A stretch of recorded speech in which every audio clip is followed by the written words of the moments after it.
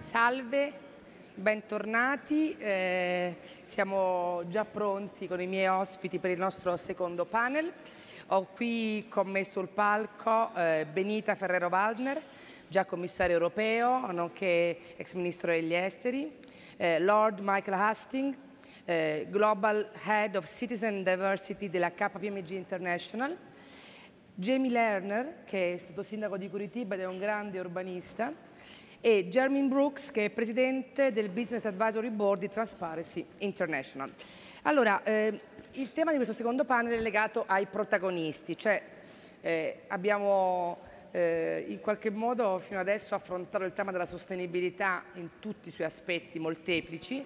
Volevamo nel secondo panel declinarlo sui diversi soggetti che in qualche modo si dovranno occupare e dovranno rendere questo termine, che come ha detto anche la ragazza della LUIS, rischia di essere talvolta un po' astratto, concreto in termini di decisioni, di politiche. Quindi io partirei proprio dalla politica e partirei dal punto di vista di chi ha maturato un'esperienza importante a livello istituzionale.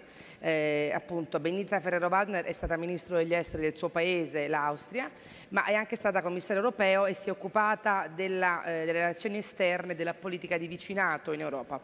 También relazioni esterne. Relazioni esterne. Per cui anche l'onorevole Piero Fassino prima, no? Ci ha posto questo problema di come poi i grandi organismi internazionali riescano davvero ad imporre scelte e a indicare un cammino. Le faccio un esempio, l'agenda di Lisbona, che certamente era un grande documento ambizioso, secondo molti è rimasta poi sulla carta più di quanto dovesse. Allora, dal suo punto di vista, oggi quali sono le scelte da fare rapidamente e da anche far condividere all'opinione pubblica quanto più larga è possibile per perseguire il cammino della sostenibilità? Prima di tutto grazie dell'invito, autorità, Presidente, signore e signori, è un piacere stare qui, ma preferisco parlare in inglese perché capisco meglio che parlo in italiano. So, I think indeed we all know it's the most difficult crisis after the Second World War.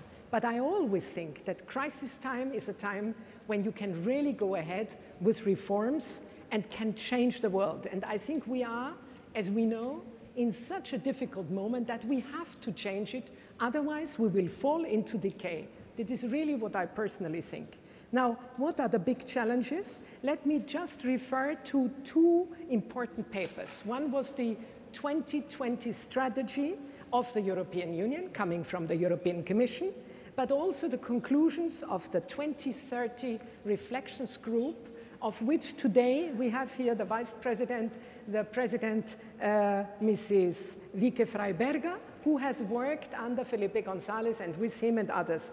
Now, the big challenges are not only climate change and, of course, energy dependence, but they are also, and migration that have been tackled here. But I think they are also that there is a complete change in the world atmosphere and also the world way of doing things. There are all the newly emerging states. We have here a mayor from Brazil, China, India. There is Russia coming up again in a different way. Of course, the United States of America. So, indeed, where does Europe stand? I think this is a very important question for me. Now, you are right to say, and I personally think the same, I have been one of those who have negotiated this Lisbon Treaty as a foreign minister of my country, Austria. But I always knew that this would not be sufficient, and we knew this was, so to say, the smallest common denominator that we could get at the end. Therefore, I think, what can we do with the Lisbon Treaty? This is one of my questions. And what do we have to do on top of that? And at the end, I would like to speak a little bit about the global governance, because this is, of course, very important. Now, with the Lisbon Treaty, I would like to say there are possibilities that we have not yet looked at.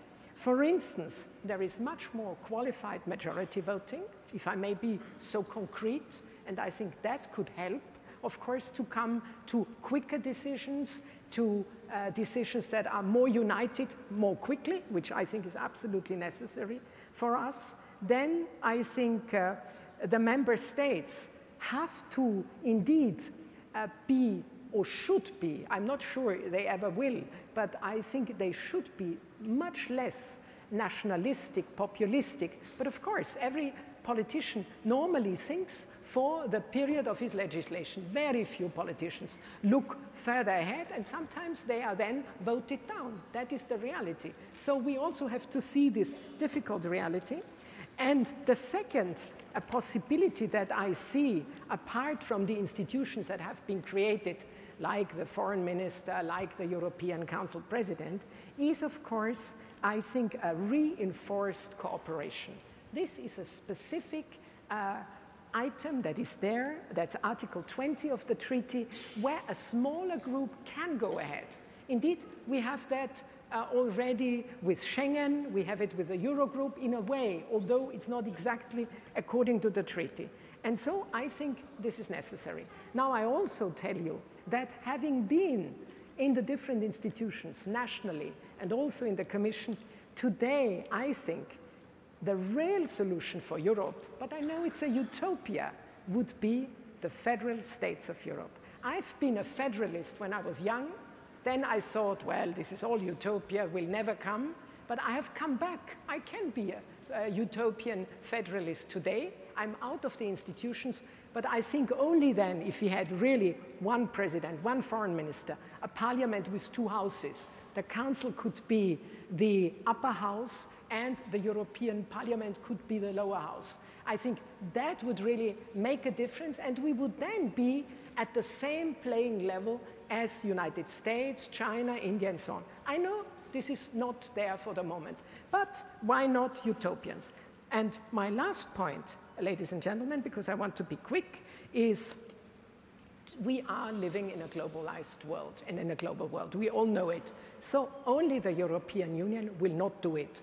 Therefore, I think we finally have to come to terms with the reform of United Nations. We have not been able to do that, and it's us, the member states, that have not been able to do that, with, of course, the Security Council reform. I know this is a theme that has been there for a long, long time, but unfortunately never resolved. And therefore, there is the G20, G8 first, G7, C8, and now the G20 that has installed itself in a way, in a pragmatic, in a practical way, and does quite a lot on the economic side. But I think we all know that these are guidelines. They are not yet binding. So what do we have to do to make this institution a real institution with at least binding guidelines? Or we have to reform United Nations. But since everything, as Fassino said, and I think he was totally right, as the countries themselves, they block all the institutions because in the end, they want to keep sovereignty. How can we do it? I can go into more details later, but I thought maybe as a first statement, this is a little bit what I'm thinking now. Okay. Grazie, thank you. È molto interessante la provocazione sugli Stati federali europei, poi ci torneremo perché voglio che approfondisca il concetto. Nel frattempo volevo dare la parola a James Lerner,